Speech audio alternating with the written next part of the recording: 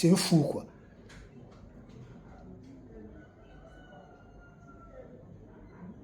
Ah oui. Il y a les moments dans la marche avec Dieu où on devient fou. On devient totalement fou. C'est quand quelqu'un recherche déjà à atteindre une autre transformation de sa vie. Cette personne devient folle. C'est pourquoi la Bible dit que la foi, c'est la folie.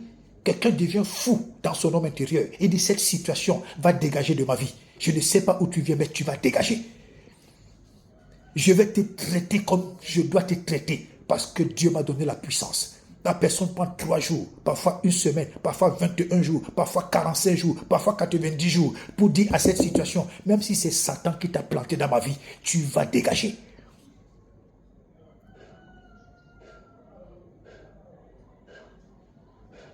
Parfois, quand quelqu'un prend 3 jours, dans les 3 jours, le premier jour, il dégage une certaine puissance. Le deuxième jour, c'est différent. Le troisième jour, plus il monte, plus la vapeur augmente. Parce que le royaume des ténèbres ne comprend que la puissance du feu.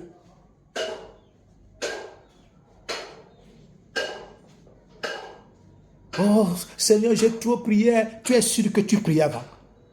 Tu es sûr que tu priais? Peut-être que tu récitais, peut-être que tu chantais, peut-être que tu ne priais pas. Tu es sûr que tu priais? Seigneur, j'ai trop prié.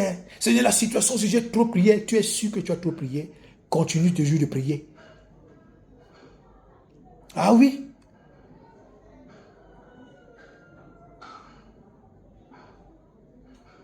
Alléluia. La domination reste théorique tant que tu n'as pas de puissance. C'est pourquoi Dieu dit dans Genèse 1, versets 27 à 28, qu'il a fait l'homme à son image, selon sa ressemblance, pour dominer sur les bêtes, sur les oiseaux, sur les reptiles, pour avoir la domination.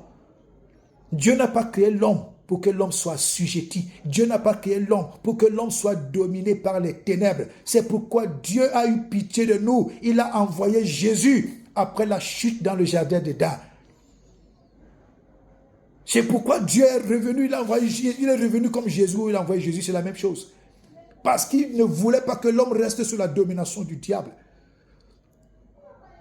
Les évangiles nous disent que Jésus-Christ a donné Satan en spectacle.